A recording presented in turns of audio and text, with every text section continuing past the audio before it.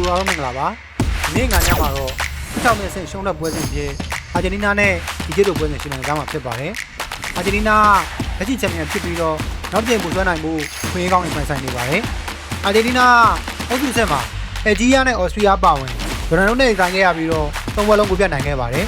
32သိန်းဆင့်မှာလည်းကိတ်ပါနီနဲ့ကစားခဲ့ရတဲ့အာဂျင်တီးနား16သိန်းဆင့်မှာဒီကျစ်နဲ့ဆိုင်မှာဖြစ်လို့ဒီမောင်နှက်ရှိမှန်နိုင်တဲ့ပြိုင်ဘက်တွေကိုဆောင်ချနိုင်ခဲ့တာကိုတွေ့ရပါတယ်အာဂျင်တီးနားကွာတာဖိုင်နယ်ကိုတက်နိုင်ခဲ့ရင်လည်းဆွစ်ဇာလန်နဲ့ကိုလံဘီယာပွဲကနိုင်ရတဲ့အသင်းနဲ့ရင်ဆိုင်ရမှာဖြစ်လို့ပြီးဖိုင်နယ်ရောက်မှာပဲခေတီးပြိုင်ဘက်တွေနဲ့ရင်ဆိုင်ရဖို့ရှိပါတယ်ဒီကျကတော့ကမ္ဘာဖလားပြိုင်ပွဲမှာ16သိန်းစက်တက်မကျော်နိုင်ခဲ့ပဲနဲ့အခုလည်းအာဂျင်တီးနားနဲ့ရင်ဆိုင်ရမှာဖြစ်လို့ကမ္ဘာဖလားကီလန်ပြီးဆုံးပွဲရှိပါတယ်ဒါပေမဲ့တိတ်ပါရီတောင်မှအာဂျင်တီးနားကိုအချိန်မိုးကစားတဲ့အထိခတ်တွေ့အောင်ကစားနိုင်ခဲ့လို့ဒီကျကိုလည်း short တွက်လို့မရပါဘူးခန်းစစ်ပိတ်ကစားပြီးတော့တံမြန်တိုက်စစ်နဲ့ခတ်တွေ့အောင်ကစားမယ်ဒီကျရဲ့ view ကလှုပ်ဖြစ်ခဲ့ရင်အာဂျင်တီးနားရုံးရပဲရှိပြီးတော့ပွဲကောင်းတစ်ပွဲကိုမြင်တွေ့ရမှာရှိပါတယ်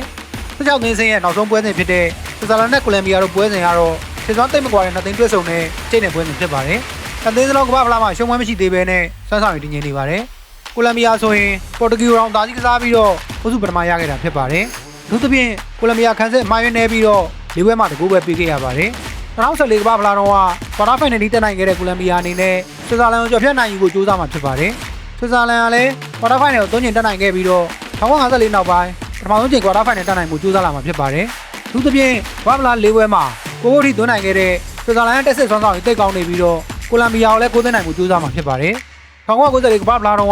အုပ်စုစစ်မှာတွတ်ဆုံခဲ့ပြီးတော့ကိုလံဘီယာအနိုင်ရခဲ့မှုပါတယ်။ရှစ်စွမ်းသိမ့်မကွာတဲ့နှစ်သိန်းတွတ်ဆုံကြတာဖြစ်လို့ဘေးသိမ်းနိုင်ပြန်ဆိုင်မှုပြည့်နေတဲ့ပွဲကောင်းတစ်ပွဲဖြစ်လာမှာသိကြပါတယ်။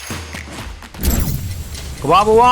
အကောင်းဆုံးနိုင်ငံလက်ရွေးစင်အသင်းတွေရေကုန်ရင်ကချိန်နဲ့အားပြိုင်ကြမယ်2016ကမ္ဘာဖလားပြိုင်ပွဲကြီးရဲ့ရေကုန်စိတ်လို့ရှားစရာပွဲစဉ်တွေနဲ့ဒီဘက်ခေါ်ပြောတွေအားဆန်းကြအောင်မယ်ကန်တိုက်လက်သေးသမားဖြစ်စေဘူကီနဲ့ပြိုင်ကြမ်းမဲ့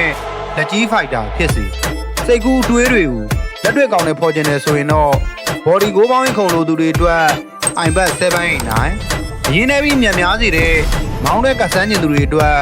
Sport Zone နဲ့555 miss PDD ရဲ့